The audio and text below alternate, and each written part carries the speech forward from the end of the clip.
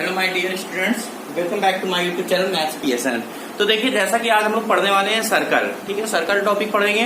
तो सर्कल में सबसे पहले देखते हैं क्या ये सारे टॉपिक आपके कोऑर्डिनेट में आते हैं। सर्कल हो गया, कोनिक सेक्शन हो गया, जैसे इसके पहले हम लोग ने पेयर ऑफ स्ट्रेट लाइन पढ़ा था, उसके पहले स्ट्रेट लाइन के कुछ क्वेश्चंस किए थे, उसके पहले कोऑर्डिनेट पढ़ा था। तो coordinate, straight line, pair of straight line, circle, conic section, parabola, ellipse, hyperbola, ये सारे टॉपिक आपके कोऑर्डिनेट ज्योमेट्री में आते हैं। तो चलिए स्टार्ट करते हैं आज सर्कल। तो देखते हैं सर्कल का सबसे फार्मूला क्या होता है। एक जनरल फार्मूला होता है ax square plus 2hxy plus dy square plus 2gx plus 2fy plus c is equal to 0। इसमें यदि एक्स स्क्वायर का कॉफिशिएंट और वाई स्क्वायर का कॉफिशिएंट इक्वल हो गया, यानी कि a is equal to b हो गया, तो वो सर्कल की इक्वेशन हो जाएगी। लेकिन h भी 0 होना चाहिए, यानी कि x y का टर्म नहीं होना चाहिए। तो अगर h इज इक्वल टू 0 हो गया और a is equal to b हो गया, तो ये किसकी इक्वेशन हो जाएगी? सर्कल की इक्वेशन हो गई। यानी कि सर्कल की जो इक्वेशन होगी वो किस फॉर्म में दिखेगी? यदि ये दोनों बराबर है, मान लीजिए ये भी 2 है, ये भी 2 है, ये भी 3 है, ये भी 3 है, अब ये टर्म तो आपको दिखेगा नहीं, तो यहाँ पर उस नंबर से डिवाइड कर देंगे। अगर दोनों जगह 3 है तो 3 से डिवाइड कर देंगे, तो इस फॉर्म में दिखेगा कि नहीं? X square plus Y square plus 2gx plus 2fy plus c is equal to 0। इस फॉर्म में दिखेगा। ये चीज याद रखिएगा, ये वैल्यू आपकी चेंज भी हो सकती है, लेकिन फॉर्म यही होगा। यानी कि x का कुछ ना कुछ कॉफिशिएंट होगा, y का कुछ ना कुछ कॉफिशिएंट होगा, प्लस c, ये कांस्टेंट है, ये 0 है, ये एक्स स्क्वायर है, ये वाई स्क्वायर है, ये x है, ये y है और ये कांस्टेंट नंबर है। तो इस फॉर्म में ये आपकी इक्वेशन ऑफ सर्कल कहलाती है, यानी कि सर्कल की इक्वेशन हो गई। अब देखिए, इसके अगर सेंटर और रेडियस की बात किया जाए, क्योंकि सर्कल में दो ही चीजें होती है, जैसा कि आपको पता होगा सर्कल इस शेप का होता है। सर्कल में क्या क्या होगा? सेंटर होगा और रेडियस होगा। रेडियस क्या होगा? इससे किसी भी पॉइंट को मिला दो सर्कल के, तो ये रेडियस हो गया, ये सेंटर हो गया, जिसे हम लोग ओ से डिनोट करते हैं। रेडियस का 2 टाइम्स डायमीटर होता है, जो डायमीटर होगा वो सेंटर से होकर जाएगा। टेंजेंट किसे कहते हैं? टेंजेंट किसी भी पॉइंट से अगर इसके परपेंडिकुलर पॉइंट को मिला दो, उसके जो 90 डिग्री यानी परपेंडिकुलर लाइन खींचेगा वो टेंजेंट कहलाएगी। जैसे इसे टेंजेंट बोलेंगे। टेंजेंट में क्या होता है? इस पॉइंट को, जो भी टेंजेंट पॉइंट होगा, सेंटर से मिलाओगे तो ये 90 डिग्री बनेगा, तो ये टेंजेंट आपकी कहलाएगी। यानी कि सर्कल को टच करके जाने वाली लाइन आपकी टेंजेंट कहलाएगी। अगर कट करके जा रही है तो ये जो होगा यहाँ से यहाँ तक, वो आपकी कॉर्ड यानी जीवा कहलाएगी। पूरा आपको कट कर गई, यानी कि आगे पीछे भी बढ़ गई, तो आपकी सीकेंट यानी कि छेदक रेखा कहलाएगी। बाहर से गई तो वो इसकी सर्कल के कोई भी पॉइंट नहीं है, बाहर कोई एक लाइन ऐसे ही है। इस तरह से आपका सर्कल होता है। अब आपको क्या देखना है? यहाँ पर आपको सेंटर क्या है? Minus G comma minus F, यानी कि इसका जो सेंटर है वो कितना होगा? यहाँ पर minus G comma minus F, और जो रेडियस होगी वो under root G square plus F square minus C होगी। ये चीज याद रखिएगा। सेंटर और रेडियस दो ही चीजें आपको अच्छे से याद रखना है। अगर ये 6x है तो यहाँ -3 हो जाएगा। मान लीजिए 8y है तो ये -4 हो जाएगा। प्लस माइनस का सेंटर, ये प्लस है तो माइनस में आता है सेंटर, यहाँ भी माइनस है तो प्लस, प्लस है तो माइनस, और इसका हाफ आता है। अगर ये 8 लिखा है तो 4 आएगा, 6 लिखा है तो 3 आ जाएगा। तो इस तरह से हम लोग सेंटर डिफाइन कर सकते हैं। कुल मिला के आप कंपेयर करेंगे तो इस तरह सेंटर आ जाएगा और इस तरह से आपकी रेडियस आ जाएगी। जी एफ सी की वैल्यू कैलकुलेट करिए, वैल्यू पुट करिए, रेडियस आ जाएगा, जो भी इक्वेशन होगा। तो ये तो थी आपकी सर्कल की इक्वेशन। अब बात करते हैं, अगर आपको सेंटर अल्फा कोमा बीटा दिया है, मान लीजिए सेंटर है अल्फा कोमा बीटा और रेडियस इसकी ए है, तो यहाँ पर इक्वेशन क्या लिखेंगे? तो लिखेंगे एक्स माइनस अल्फा का होल स्क्वायर, ये बीटा है, वाई माइनस बीटा का whole square is equal to A square. यानी कि एक्स माइनस अल्फा का whole square plus Y minus beta का whole square is equal to A square. इसको अगर एक्सपेंड करेंगे तो कुछ इसी फॉर्म में दिखेगा, कुछ इसी फॉर्म में दिखेगा। अगर सेंटर 0,0 हो गया, यानी कि ऑरिजिन है 0,0 और रेडियस ए है, तो उसकी इक्वेशन यानी अल्फा और बीटा दोनों की जगह आप क्या रख सकते हैं? 0 और 0। अगर आप 0, 0 रखेंगे तो X square plus Y square is equal to A square आ जाएगा। तो ये आपकी सेंटर अगर 0,0 यानी ऑरिजिन और रेडियस ए है, तो सर्कल की equation X square plus Y square is equal to A square आ जाएगी। चलते हैं 5वें नंबर में। देखिए, डायमीटर के एंड पॉइंट दिया हुआ है। अभी आपको डायमीटर बताया था। तो डायमीटर क्या होता है? ये सर्कल है, इसको पूरा मिला दो तो ये डायमीटर होगा, जो डायमीटर के एंड पॉइंट है। एक सर्कल में कई सारी डायमीटर खींची जा सकती है, यानी कि सेंटर से होकर जितनी भी लाइन जाएंगी, ये है, ये है, ये है, ये सारी आपकी डायमीटर, ये सेंटर से होकर जाएगी। तो जितनी भी सेंटर से होकर जा रही है लाइन, ये आपकी सारी क्या कहलाएगी? डायमीटर कहलाएगी। तो डायमीटर न जाने कितनी लाइन होंगी और सबकी इक्वेशन अलग अलग होगी, लेकिन एक बात ट्रू है कि जितनी भी डायमीटर होंगी सब आपकी सेंटर से होकर जाएंगी। जितनी भी डायमीटर होंगी सब किससे होकर जाएंगी? सेंटर से होकर जाएंगी। अभी कुछ क्वेश्चन ऐसे आएंगे तो उसमें आपको समझना पड़ेगा कि डायमीटर मतलब सेंटर से होकर जा रहा है। अब डायमीटर के अगर एंड पॉइंट दिया है, मान लीजिए ये पॉइंट और ये पॉइंट दिया है, तो डायमीटर के ये पॉइंट मान लीजिए x1, y1 है और ये वाला एंड पॉइंट है x2, y2। जैसे इसके दे दिया x1, y1 और ये दे दिया x2, y2। तो एंड पॉइंट दिया है तो सर्कल की इक्वेशन क्या लिखेंगे? सर्कल की इक्वेशन हो जाएगी x minus x1, x minus x2 plus y minus y1, y minus y2 is equal to 0। तो ये सर्कल की इक्वेशन हो गई। अगर एंड पॉइंट दिया है डायमीटर के तो आप सर्कल की इक्वेशन लिख सकते हैं। वो क्या है? वो ये फार्मूला आपके सामने। ये तो 5 फार्मूले ही हो गए। अब इसके आगे हम लोग पढ़ते हैं, इसे रब करते हैं, कुछ टेंजेंट के बारे में जानते हैं। अब जैसे मान लीजिए एक सर्कल है, ये सर्कल है। सर्कल का किसी पॉइंट ये है, इस पॉइंट से अगर आप टेंजेंट बनाएंगे तो कुछ इस शेप का टेंजेंट बनेगा। अब इस टेंजेंट की इक्वेशन क्या होगी ये लिखते हैं। तो टेंजेंट की इक्वेशन में x दिखेगा, y दिखेगा और कांस्टेंट नंबर दिखेगा। x² तो दिखेगा नहीं, क्यों? क्योंकि टेंजेंट जो लाइन है वो टेंजेंट किसको रिप्रेजेंट कर रहा है? एक लाइन को। और लाइन की इक्वेशन किस फॉर्म में होती है? ax plus by plus c is equal to 0 के फॉर्म में। तो एक सर्कल की इक्वेशन यदि x² plus y² plus 2gx plus 2fy plus c is equal to 0 है, मान लीजिए ये दिया है सर्कल की इक्वेशन। अब आप देखिए, अगर सर्कल की इक्वेशन ये है, ठीक है, इसमें क्या है? टेंजेंट की इक्वेशन लिखना है। तो जो टेंजेंट की इक्वेशन होगी, यानी कि x1, y1 पर अगर आपको टेंजेंट बताना है, x1, y1 ये पॉइंट है, इस पर टेंजेंट की इक्वेशन क्या होगी? एक x² को x इंटू एक्स लिखो और एक x को x1 कर दो, यानी कि x इंटू x1। इसी प्रकार y² को y इंटू वाई लिखिए और एक y को y1। 2gx को x प्लस x लिख सकते हैं, g बाहर निकाल लीजिए, ब्रैकेट में 2x बचेगा। 2x को x प्लस x लिखिए, जैसे x² को x इंटू एक्स लिखा और एक x को x1 कर दिया। इसी प्रकार इसमें भी 2x को x प्लस x लिखिए और एक x को x1 कर दीजिए, तो ये हो गया x प्लस x1। इसी प्रकार ये f हो गया, 2y को y प्लस y1 लिख दिया plus c is equal to कितना हो गया? 0 हो गया। ये आपकी हो गई टेंजेंट की इक्वेशन। किसकी इक्वेशन हो गई? टेंजेंट की इक्वेशन। फिर एक सिंपल सी बात कि अगर पहला ये दूसरा ये x² plus y² is equal to a² है सर्कल की इक्वेशन, तो x1, y1 पे टेंजेंट की इक्वेशन क्या होगी? कोई दिक्कत नहीं, x की जगह x(x1) मतलब x² को x(x1), y² को y(y1) लिखिए इज इक्वल टू a² हो गया। तब टेंजेंट की इक्वेशन ये हो जाएगी। और अगर ये इक्वेशन है तो टेंजेंट की इक्वेशन ये हो जाएगी। तो देख लीजिए टेंजेंट की इक्वेशन कितनी सिंपल है। x² है तो x इंटू एक्स करो और एक x को x1 कर दो, y² को y इंटू वाई करो, एक y को y1 कर दो। इसी तरह 2x को x प्लस x, फिर एक x को x1। इसी प्रकार 2y को y प्लस y और एक y को y1। अब आगे करते हैं थर्ड पॉइंट। 5 पॉइंट हो गए थे, 6 और 7th पॉइंट हो गए। अब बात करते हैं 8th और 9th पॉइंट की बात करते हैं। अच्छा, टेंजेंट की जो नॉर्मल की इक्वेशन होगी, वो नॉर्मल की इक्वेशन आप ऐसे निकालेंगे। नॉर्मल की इक्वेशन का फार्मूला नहीं याद रखना है, आप सीधे से कहेंगे जो नॉर्मल होगी, ये टेंजेंट है, ये टेंजेंट पॉइंट हो गया। अगर इस पॉइंट से नॉर्मल की इक्वेशन लिखेंगे तो इसके परपेंडिकुलर होनी चाहिए, और जो परपेंडिकुलर होगी वो तो सेंटर से होकर जाएगी, क्योंकि आपको पता है टेंजेंट में टेंजेंट पॉइंट और सेंटर को मिलाने वाली लाइन परपेंडिकुलर होती है। तो यानी कि ये आपकी नॉर्मल कहलाएगी। तो अगर कहा x1, y1 से नॉर्मल की इक्वेशन खींची, यानी कि अभिलंब का समीकरण बताइए। टेंजेंट का मतलब क्या होता था? टेंजेंट स्पर्श रेखा और नॉर्मल अभिलंब। अभिलंब का समीकरण कहेगा तो ये सेंटर कुछ ना कुछ आपको दिया जाएगा, तो इन दोनों पॉइंट से होकर जाने वाली स्ट्रेट लाइन की इक्वेशन आप देख लेंगे, वही नॉर्मल की इक्वेशन हो जाएंगी। ठीक है, तो यहाँ पर देखिए जो पहले आप पढ़ चुके कोऑर्डिनेट और स्ट्रेट लाइन, उसका यूज होगा यहाँ पर। ठीक है, कुछ भी फार्मूला, मिड पॉइंट फार्मूला है, इस पॉइंट से कोई पॉइंट है, यहाँ से स्ट्रेट लाइन है, उस पर परपेंडिकुलर डिस्टेंस कितनी होगी, दो पैरेलल लाइन के बीच की डिस्टेंस कितनी होगी। इस तरह से जो भी स्ट्रेट लाइन के फार्मूले होंगे वो सर्कल में यूज हो सकते हैं, याद रखिएगा।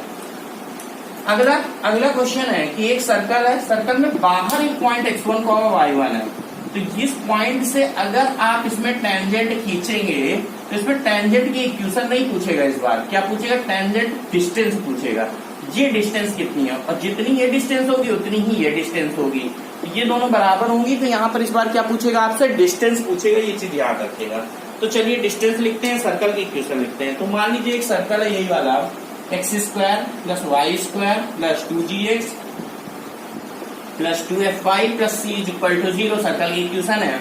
x1, y1 से इस सर्कल की लेंथ कितनी होगी, ये आपसे मान लीजिए पूछ रहा है। जो ये लेंथ होगी वही ये लेंथ होगी, ठीक है। तो इससे लेंथ आपसे पूछ रहा है, तो लेंथ जो हो जाएगी वो होगी अंडर रूट एक्स की जगह x1, y की जगह y1। क्यों? क्योंकि लेंथ जो आएगी वो कोई ना कोई नंबर आएगा, x और y तो आएंगे नहीं, क्योंकि लेंथ किस में होगी, कोई न्यूमेरिकल वैल्यू होगी, x और y तो आएंगी नहीं, क्वेश्चन तो लिख नहीं रहे हैं।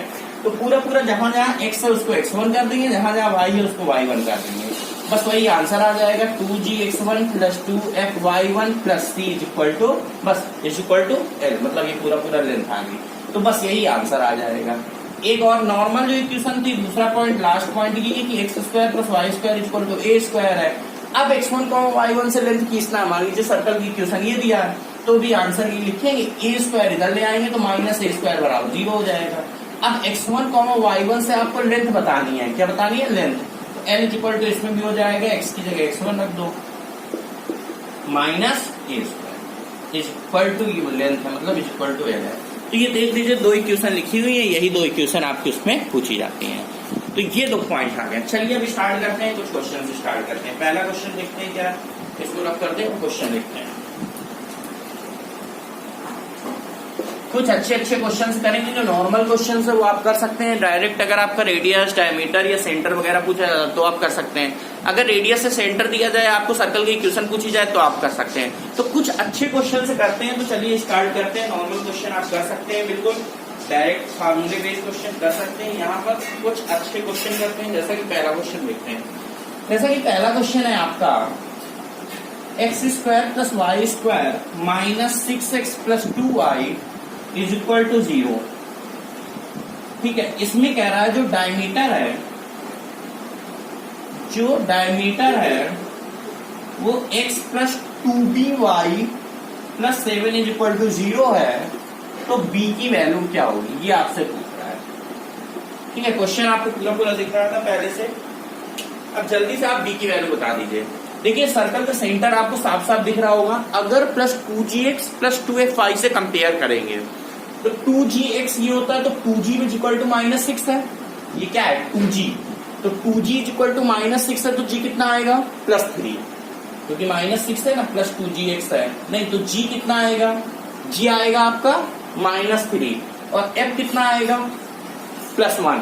लेकिन सेंटर जो होता है, क्या चीज, सेंटर की बात करते हैं, तो जो सेंटर होगा वो कितना हो जाएगा आपका 3, -1, क्योंकि -g, -f होता है। ठीक है, -g का -3, तो -g क्या हो गया, +3, f था +1, -f कितना हो जाएगा, -1। तो ये चीज ध्यान रखिएगा। तो डायरेक्ट सेंटर लिखने का ये तरीका है, साइन चेंज कर देना, प्लस है तो माइनस, माइनस है तो प्लस, और इसका हाफ कर देना, जो भी x का गुणांक हो, कोफिशिएंट हो। तो -6 है तो सीधे से कह दो 6 का हाफ होता है 3, और माइनस है तो प्लस लगा दो। 2 का हाफ होता है 1, अगर प्लस है तो माइनस लगा दो। तो ये चीज आपको थोड़ा सा ध्यान रखिएगा। तो आपको बार बार कंपेयर करने की जरूरत नहीं है, आप डायरेक्ट देखते ही कह सकते हैं कि भाई सेंटर इसका ये हो गया। कोई भी इक्वेशन देखेंगे, देखते ही आप सेंटर बता देंगे। अब बात करते हैं, सेंटर हो गया। अब डायमीटर आपको दिया है, अच्छा डायमीटर की इक्वेशन दिया है, ठीक है, डायमीटर की ये आपको इक्वेशन दिया है। अब ये बताइए, जो डायमीटर होगा वो सेंटर से पास होगा कि नहीं। अगर आपको ये सर्कल है, ये आपकी डायमीटर है, तो ये डायमीटर की इक्वेशन जो दिया है वो सेंटर से पास होगा कि नहीं होगा। और सेंटर हमने पता कर लिया 3, -1 है। सेंटर कितना है, 3, -1।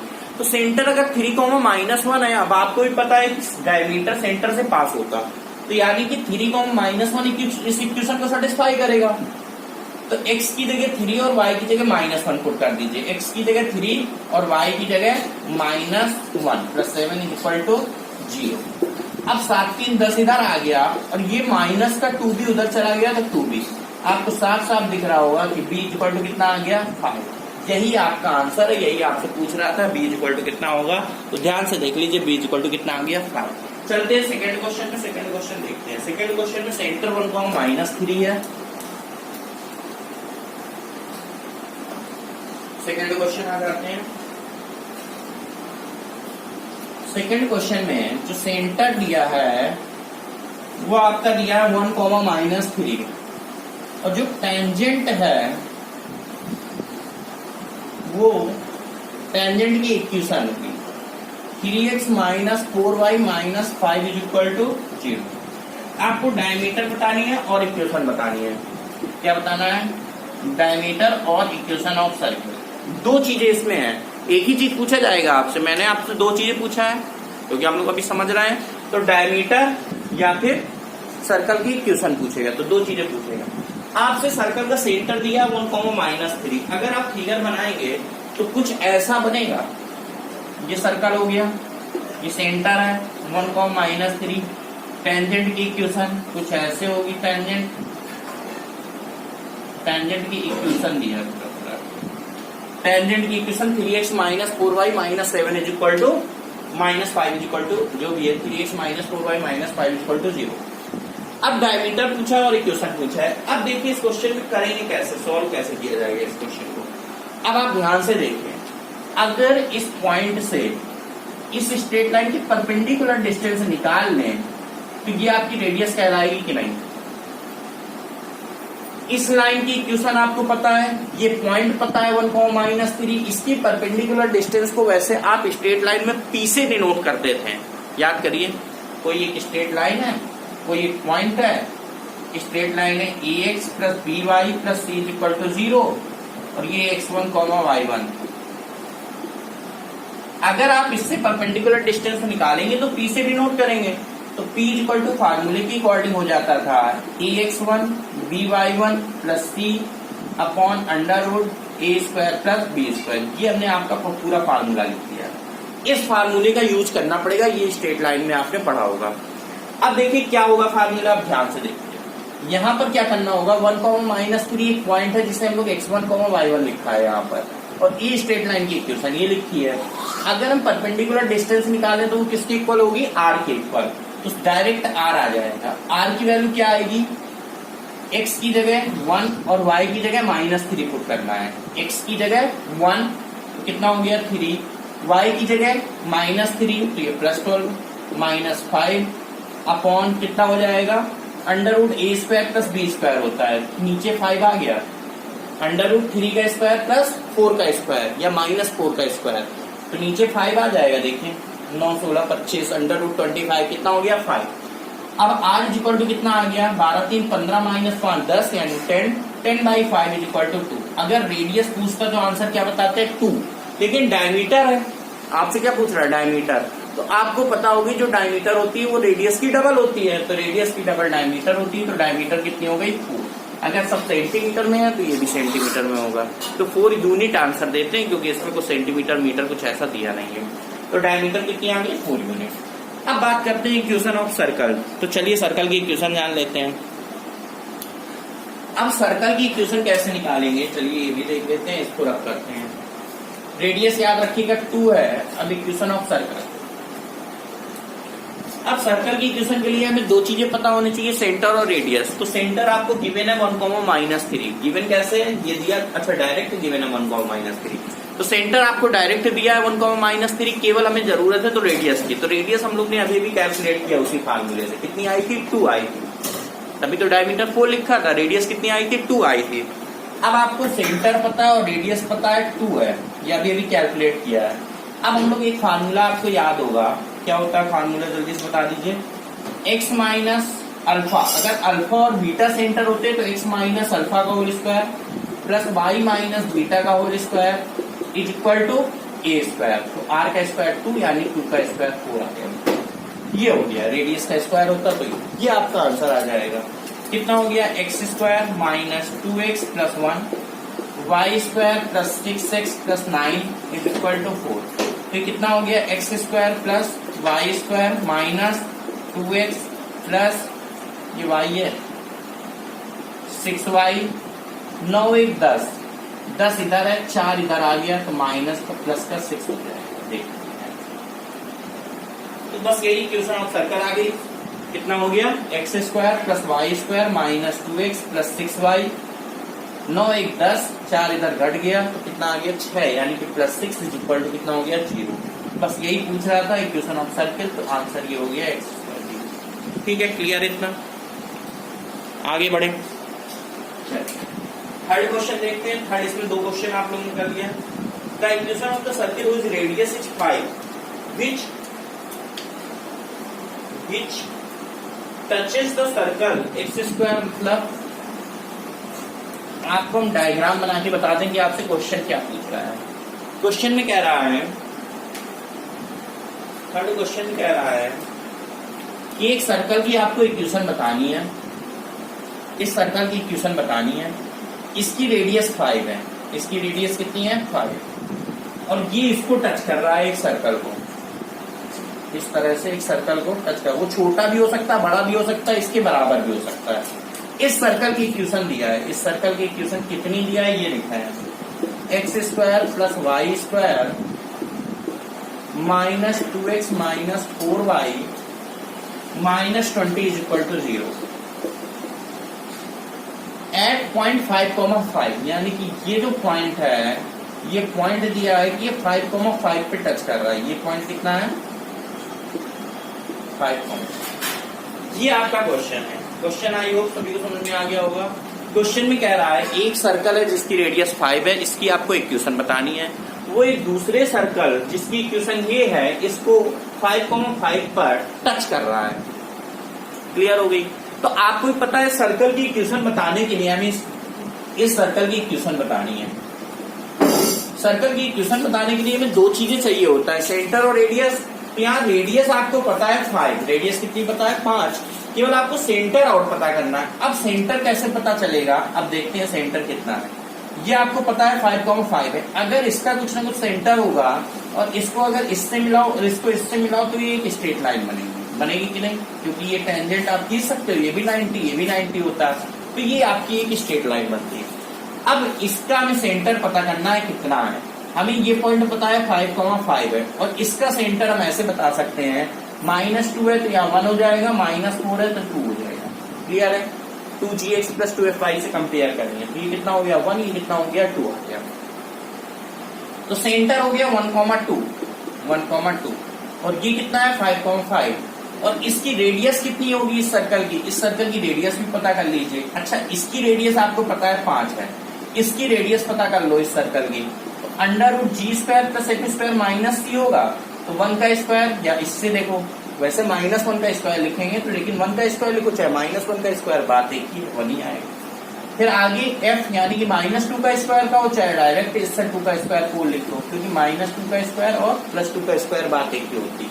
कुल मिला के g² प्लस f², 2gx होता है, याद रखिएगा, 2fy होता है, ठीक है।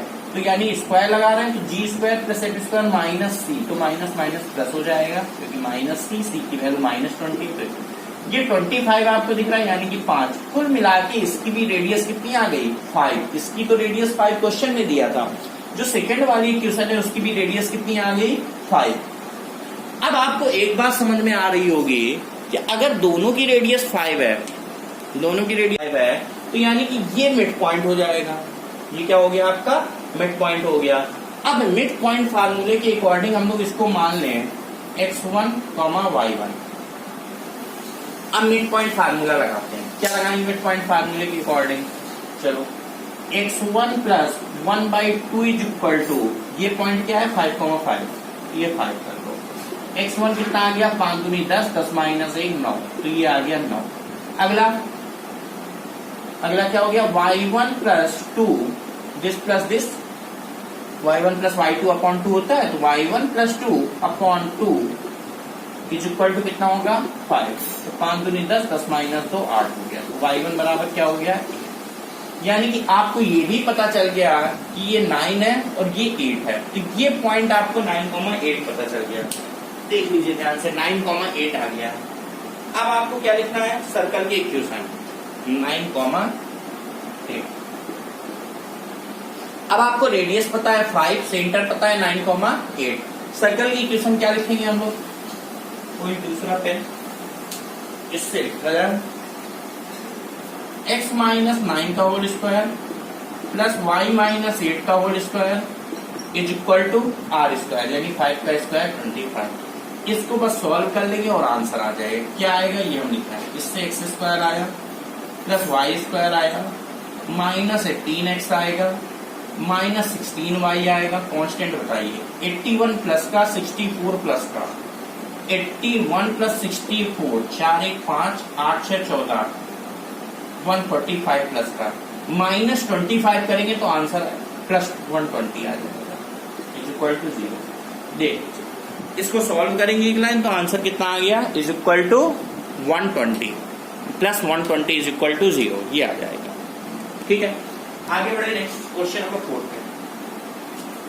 तो क्वेश्चन नंबर 4 में डायमीटर दिए हैं, एरिया दिया और इक्वेशन पूछ रहा है।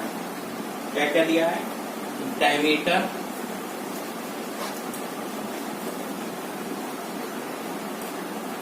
क्या क्या डायमीटर दिए हैं चलिए देख लेते हैं 4 नंबर क्वेश्चन में जल्दी से। पहला डायमीटर दिया है, डायमीटर दिए हैं, क्या दिया है diameter 2x minus 3y is equal to 5 और एक दिया है 3x minus 4y is equal to 7। ये दो डायमीटर दिए हैं और जो एरिया है वो दिया है 154 स्क्वायर यूनिट। अब आपसे कह रहा सर्कल की इक्वेशन कितनी होगी, जल्दी बता दीजिए सर्कल की इक्वेशन क्या होगी।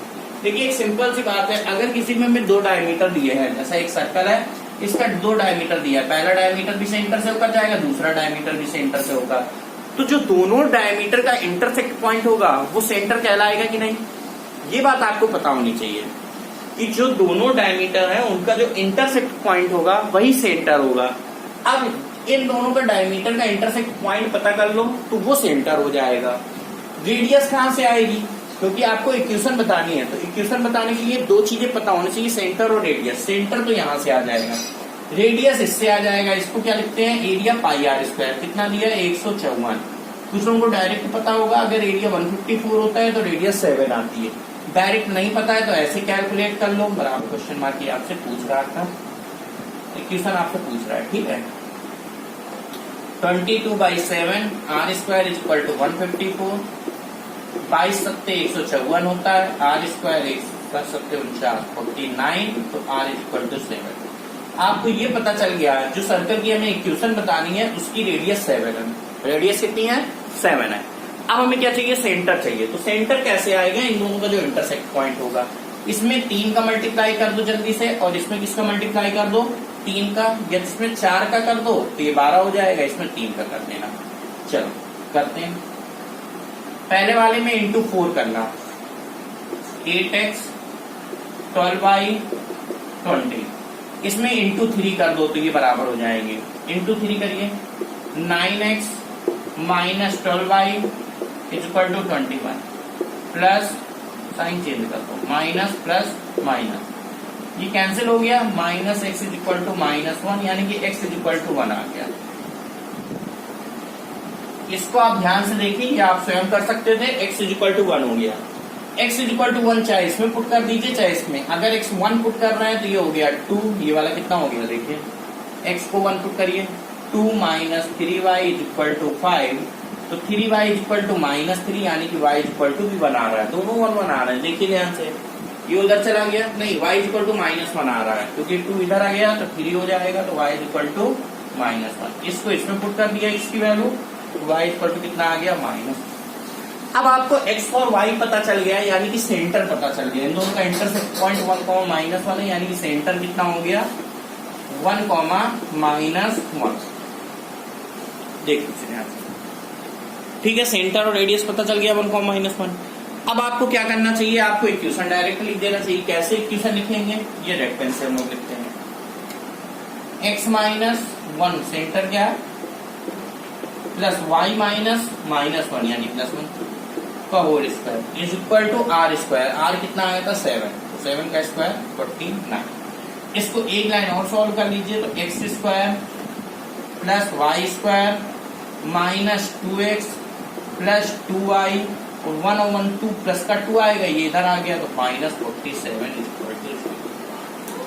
क्लियर है, इतना दिख रहा है सभी को, -47 इज इक्वल टू 0 आ जाएगा। तो ये आपका था 4th नंबर क्वेश्चन। चलिए जल्दी से आगे बढ़ते हैं क्वेश्चन नंबर 5। ठीक है, इज इक्वल टू 47 भी लिख सकते हैं उसे। अब अगले क्वेश्चन में टेंजेंट दिया और रेडियस आपको बताना है।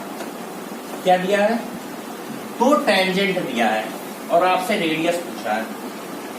चलिए कौन कौन सी टेंजेंट है जल्दी से देख लीजिए। 3x माइनस 4y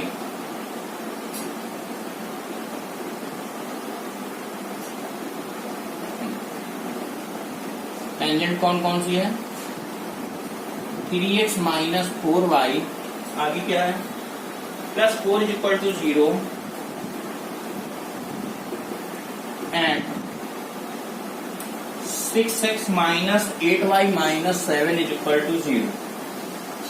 अब आपसे रेडियस पूछ रहा है, दो टेंजेंट दिया और आपसे रेडियस पूछ रहा है। देखिए, अगर आपको एक सर्कल की दो टेंजेंट दिया और दोनों टेंजेंट में एक ऐसे दे दिया और एक कुछ ऐसे दे दिया, तो क्या आप रेडियस बता पाएंगे? बिल्कुल नहीं बता पाएंगे।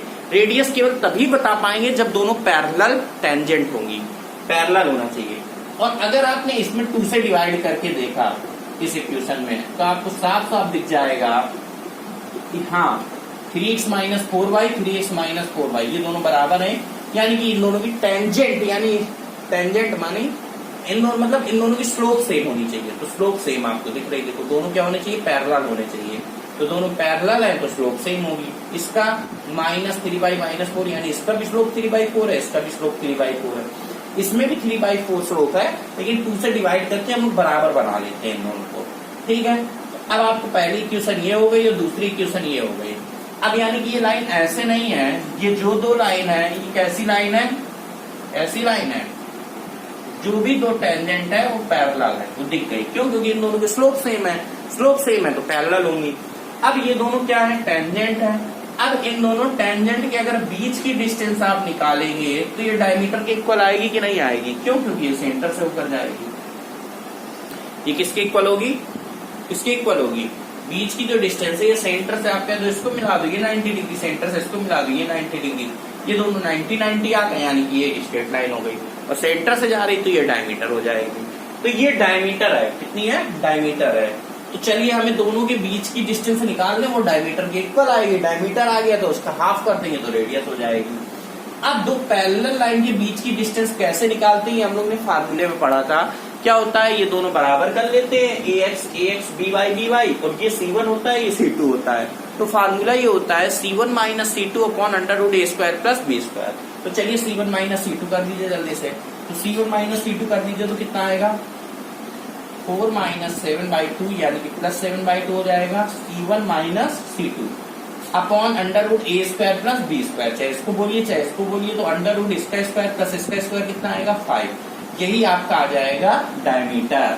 ये किसके इक्वल होगी, दोनों के बीच की डिस्टेंस जो कि डायमीटर होगी। कितना आ गया देखिए जल्दी से, 8 7 15, 15/2 और नीचे कितना था 5, ये 15/2 हो गया और ये नीचे 5 हो गया। 5 से कैंसिल हो गया, 3 हो गया, यानी कि डायमीटर 3/2 है। तो अगर आपका डायमीटर 3/2 हो गया, इसको क्या करेंगे, डायमीटर, तो रेडियस इसका हाफ हो जाएगा, यानी कि रेडियस 3/2 का भी अगर हाफ करोगे तो कितना आ गया, 3/4 आ जाएगा। देख लीजिए ध्यान से इस क्वेश्चन को, तो आंसर हो गया 3/4। ठीक है, चलिए एक क्वेश्चन और कर लेते हैं जल्दी से। डायमीटर पूछता 3/2, रेडियस पूछ रहा तो 3/4। क्वेश्चन नंबर 6 में कह रहा है which of the following line is a diameter of the circle. अच्छा, ये भी बहुत अच्छा क्वेश्चन है। क्वेश्चन में कह रहा है कि x² plus y² minus 6x minus 8y minus 9 is equal to 0। Question हम बोल रहे हैं, ऑप्शन हम लिख रहे हैं। क्वेश्चन ये है विच ऑफ द फॉलोइंग, यानी चारों ऑप्शन को कह रहा है, which of the following line is a diameter of the circle. इस सर्कल की डायमीटर इनमें से कौन है? तो एक सर्कल की डायमीटर तो न जाने कितनी होती है, ये भी बताया था स्टार्टिंग में कि एक सर्कल ये है, सर्कल की डायमीटर जो भी आपकी सेंटर से होकर जाएगी वो डायमीटर कहलाए। तो डायमीटर तो न जाने कितनी होगी, लेकिन डायमीटर की जो लेंथ होगी वो इक्वल होगी। अगर 10 सेंटीमीटर है डायमीटर तो हर केस में ये भी 10, ये भी 10, ये भी 10, लेकिन इक्वेशन सबकी अलग अलग होंगी। तो एक सर्कल की अगर डायमीटर बनाओगे तो न जाने कितनी डायमीटर बन जाएंगे और सबकी इक्वेशन भी अलग अलग होगी।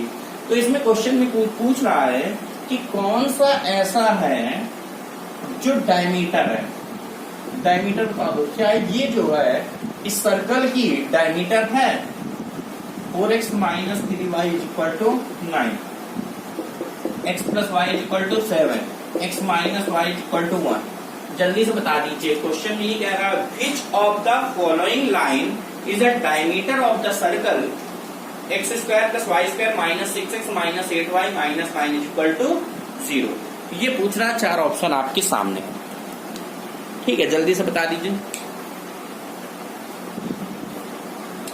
अब देखिए इसमें जो सेंटर है कितना होगा, 3,4 हो जाएगा। सेंटर कितना दिख रहा है, 3,4 दिख रहा है। क्या बताया था, 6 जो भी नंबर उसको हाफ करिए, प्लस का माइनस और माइनस का प्लस लगा दीजिए, तो 3,4 सेंटर हो गया। अब अगर सेंटर 3,4 है तो जो भी डायमीटर होगी वो 3,4 से पास होना चाहिए कि नहीं होना चाहिए, बिल्कुल होना चाहिए। अब जल्दी चारों ऑप्शन को चेक करिए कि 3,4 से कौन पास हो रही है। जल्दी से देखिए 3,4 से कौन सा, क्या ये 3,4 से पास हो रही है, 9 माइनस 16 7 माइनस 7 0 लिखा है, गलत है। 3,4 से 12 माइनस 12 0 गलत है। 3,4 ये सही है, 3,4 3 है, ये 4 ये x था ना, 3 और 4 माइनस बना रही है, सॉरी। तो यहाँ पर 3,4 से एक ही है, एक ही लाइन है जो 3,4 से पास हो रही है, वो है x plus y equal to 7। तो बस यही आपकी डायमीटर हो जाएगी, x plus y equal to 7, ये आपकी डायमीटर हो जाएगी। बाकी सारी आपकी रेडियस, मतलब बाकी सारे कुछ भी हो सकती हैं, छोटी बड़ी, मतलब कहीं से भी पास हो सकती है, सिकेंट भी हो सकती है, बाहर से भी जा सकती है, टेंजेंट भी हो सकती है, कुछ भी हो सकती है, ठीक है। तो इतने 6 क्वेश्चन तो कर लिया, कहिए तो जल्दी से एक क्वेश्चन हम लोग और कर लें। एक क्वेश्चन, एक काम करते हैं जल्दी से और कर लेते हैं, question number 7।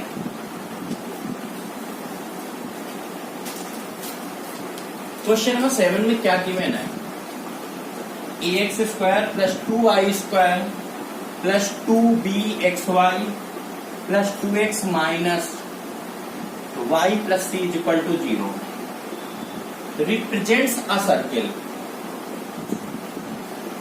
represents a circle through the origin, मतलब ऑरिजिन से पास हो रहा है, सेंटर नहीं है। ए, अब आपको ये बताना है a बराबर क्या होगा, b बराबर क्या होगा और c बराबर क्या होगा। a b c आपको दिख रहा है, ये सेंटर से कब पास हो रहा है, सेंटर से पास हो रहा है, वो सेंटर नहीं, ऑरिजिन से पास हो रहा है, 0,0, यानी कि एक सर्कल है, जैसे ये आपका है, तो ये 0,0 से एक सर्कल पास हो रहा है। किससे पास हो रहा है, 0,0 से पास हो रहा है, ये आपसे पूछ रहा है। तो ये सर्कल 0,0 से पास हो रहा है, और है किसको रिप्रेजेंट, किसको कर रहा है, ये इक्वेशन सर्कल को रिप्रेजेंट कर रहा है। तो जल्दी से बता दीजिए a बराबर क्या होगा, b बराबर क्या होगा और c बराबर क्या होगा। देखिए अभी बताया था, ये एक्स स्क्वायर का गुणांक और वाई स्क्वायर का गुणांक यानी कॉफिशिएंट इक्वल होने चाहिए। तो साफ साफ दिख रहा है a कितना होना चाहिए, 2 होना चाहिए, क्योंकि ये 2 है तो ये भी 2, तो a बराबर कितना हो गया, 2। दूसरा, स्टार्टिंग में हमने बताया था एक्स वाई का कॉफिशिएंट नहीं, एक्स वाई टर्म नहीं होना चाहिए, यानी कि एक्स वाई का कॉफिशिएंट को 0 के बराबर करेंगे, तो 2b बराबर 0 हो गया, तो b कितना हो जाएगा, 0 हो जाएगा। तीसरी बात, ये ऑरिजिन से पास हो रहा है, समझ में आ गया, ये टर्म नहीं होता है सर्कल में, तो b बराबर कितना होगा, 0 होगा। तीसरी बात, अगर ये ऑरिजिन से पास हो रहा है, यानी कि मूल बिंदु 0,0 से पास हो रहा है, तो ये बताओ 0,0 इस इक्वेशन को सेटिस्फाई करेगा। तो x और y की जगह 0,0 पुट कर दो तो c पता चल जाएगा, तो ये भी 0 हो गया, ये भी 0 हो गया, ये तो वैसे भी 0 हो जाएगा, x 0 y 0, क्योंकि 0,0 से पास हो रहा है, तो x की जगह 0 और y की जगह 0 पुट कर दो तो 0,0 हो गया सब। तो c बराबर भी कितना हो गया, 0 आ जाएगा, क्योंकि सारे 0 हो गए, केवल c बचा, तो c बराबर कितना है, 0, यानी कि c बराबर कितना हो गया, 0। अगर c 0 होगा तभी ये ऑरिजिन यानी कि 0,0 से पास होगा। आपसे यही पूछ रहा था कि ये ऑरिजिन से पास हो रहा है, तो यानी कि आंसर कितना हो गया, c बराबर 0। a b और c की वैल्यू पूछ रहा था, तो आंसर 2,0,0 लिख सकते हैं। जैसे पूछे a b c क्या होगा, तो आंसर आएगा 2,0,0, a 2 b 0 और c भी 0। तो इस तरह से आज हम लोग ने 7 क्वेश्चन किया सर्कल का। अभी सर्कल के और भी क्वेश्चन हैं जो कि हम लोग नेक्स्ट लेक्चर में पढ़ेंगे, और भी कई सारे क्वेश्चन हैं, हम लोग नेक्स्ट लेक्चर में सर्कल पार्ट 2 पढ़ेंगे। आज हम लोग ने पार्ट 1 पढ़ा, तो सारे फार्मूले जाना, कुछ बेसिक क्वेश्चन किया, एडवांस लेवल क्वेश्चन किया, कुछ एक्सपर्ट लेवल क्वेश्चन किया, हर लेवल क्वेश्चन किए, अच्छे क्वेश्चन किए। बाकी जो बेसिक क्वेश्चन, बिल्कुल बेसिक क्वेश्चन है, वो आप कर सकते हैं आराम से अपने मन से। तो इतना बताइए कैसा है, आपको सारे क्वेश्चन समझ में आए नहीं आए, बताइएगा, कमेंट बॉक्स में बताइएगा सभी क्वेश्चन समझ में आए, ठीक है। और अभी तक हमारे चैनल को सब्सक्राइब नहीं किया, चैनल सब्सक्राइब कीजिए, वीडियो को लाइक कीजिए, शेयर कीजिए और कमेंट कीजिए, ठीक है बच्चों। तब तक के लिए okay, bye bye, thank you.